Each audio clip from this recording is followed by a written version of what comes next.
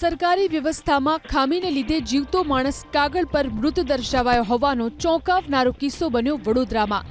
4 દરવાજા વિસ્તારના કાપડના વેપારી હનીફ કચ્છીના પુત્ર જિયા ઉર રહેમાન પરિવારનું નવું રાશન કાર્ડ કઢાવવા નર્મદ ભવનની કચેરી પર પહોંચ્યા હતા, જ્યાં કચેરીના અધિકારીએ હનીફ કચ્છી ઓન રેકોર્ડ મૃત હોવાની વાત કરતા પરિવાર આશ્ચર્યચકિત થયો હતો।